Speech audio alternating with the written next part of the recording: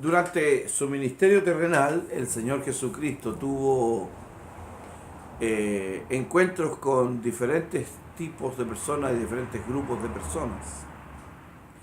Eh, Normalmente la gente se acercaba al Señor por causa de una necesidad. Lo hemos visto a través de los relatos del Evangelio de Marcos: mujeres enfermas, hombres enfermos, mujeres u hombres con hijos enfermos. Es decir, la necesidad atraía a las personas a Jesús. Pero también encontramos que el Señor tiene encuentros con grupos de personas que venían a Él, pero no para encontrar alguna satisfacción de su necesidad, sino simplemente para tener algún tipo de discusión o encontrar al Señor en alguna falla respecto a lo que ellos enseñaban. Entonces tenemos a los fariseos que se enfrentan al Señor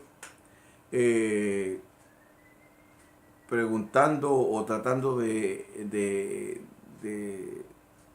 sorprender al Señor con una pregunta o cuestionando la autoridad de Jesús, preguntando cuál es la fuente de su autoridad, de dónde Él saca su autoridad. Tenemos un grupo llamado los herodianos que se acercan al Señor para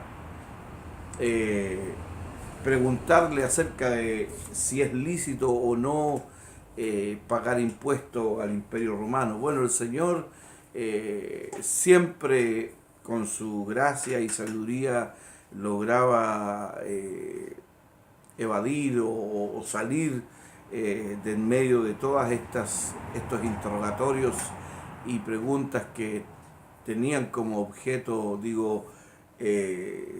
sorprender a Jesús en alguna falta o en que enseñara algo que fuera contrario a la ley.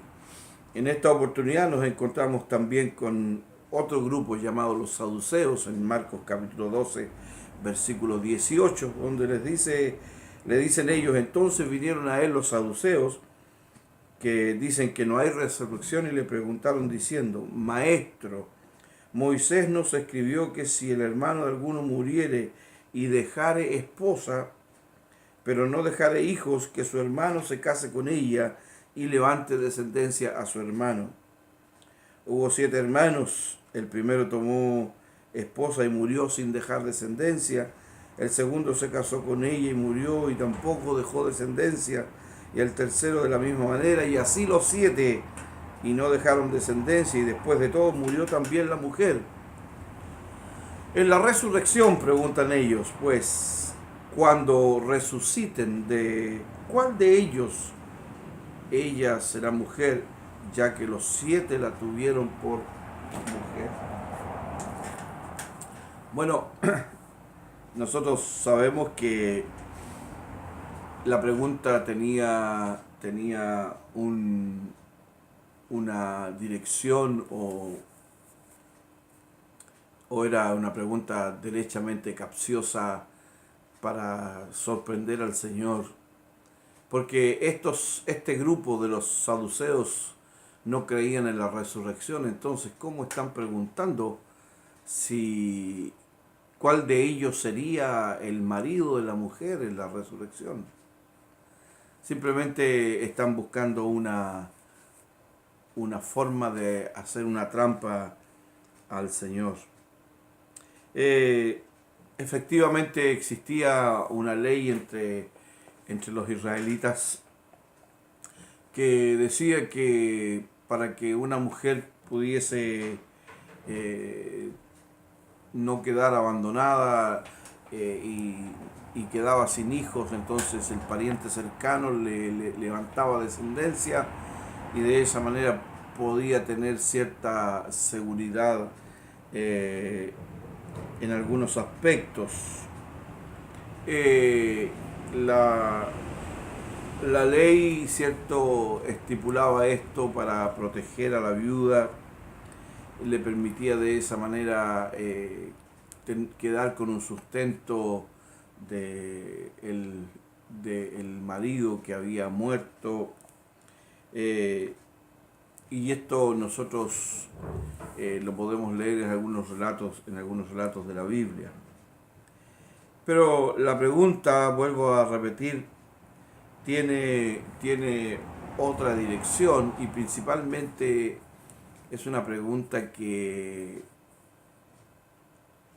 no tiene como centro la necesidad de la mujer, sino el establecer algún tipo de vínculo entre lo que el Señor enseñaba y lo que los saduceos enseñaban. Es lamentable porque en esta historia nosotros nos damos cuenta que la mujer es más que el objeto de algún acto de misericordia de parte de los hermanos, es una víctima que no es ayudada, sino más bien es usada. No hay ningún acto de amor en esta acción que aquí los saduceos presentan, porque efectivamente los saduceos no creían en la resurrección, no creían en la vida eterna, no creían en ninguna cuestión sobrenatural como ángeles, demonios, la inmortalidad del alma, etc. Por lo tanto, ellos no estaban interesados en la mujer, estaban interesados en sostener sus propias enseñanzas y en lograr sorprender a Jesús, que cayera en una trampa y dijera alguna cosa inadecuada para luego entonces acusarlo de algún error teológico o de alguna blasfemia. Hermanos, el Señor nunca estableció leyes o principios espirituales solo con el afán de cumplir con algún objetivo particular o humano. La palabra de Dios, tanto la ley para los judíos como la Biblia para nosotros, siempre ha tenido la intención de dar una solución a las necesidades del hombre, principalmente darle solución a el problema del pecado que tiene el hombre, porque la Biblia nos enseña que por cuanto todos pecaron están destituidos de la gloria de Dios. Y la Biblia fue inspirada por Dios no para que el hombre encontrara satisfacción a situaciones tan puntuales y tan específicas como la que estos saduceos le relatan al Señor, sino que la primera necesidad que Dios trata de suplir en la vida del hombre es su problema con el pecado. Las necesidades que vienen después de eso están incluidas en la salvación. El Señor dijo que Él vino para darnos vida y vida en abundancia, lo que significa que el Señor está interesado en nuestra vida integral y no solo en un aspecto de lo que es nuestra vida. Obviamente en esta historia nosotros podríamos decir que por supuesto es una historia inventada de los saduceos. La mujer es una víctima de toda esta situación, y la única forma en que esta mujer encontró descanso fue en el momento de su muerte, porque fue traspasada como un bien, como una herencia de un hermano a otro, según la historia de los saduceos. Pero en la mente y en el corazón de Dios no existe tal juego, no existe tal situación, porque el Señor vino para terminar con el dolor y el sufrimiento humano. El Señor vino para rescatar nuestra vida de todas estas circunstancias que nos apremian, que nos agobian. El Señor vino para librarnos de las garras del maligno, e incluye dentro de esa libertad, de esa salvación, incluye que Él nos da también solución a nuestras enfermedades, nos da respuesta a nuestras inquietudes, trae paz a nuestro corazón, provee las cosas necesarias para nuestra vida. Es decir, el Evangelio es integral y no tiene que ver solamente con una cuestión tan puntual y específica como la que aquí se plantea al Señor Jesucristo. Sabemos y entendemos claramente que esta es una trampa. Están tratando de sorprender al Señor en alguna palabra equivocada. Pero el Rey de Gloria salió adelante porque Él es el que conoce los corazones.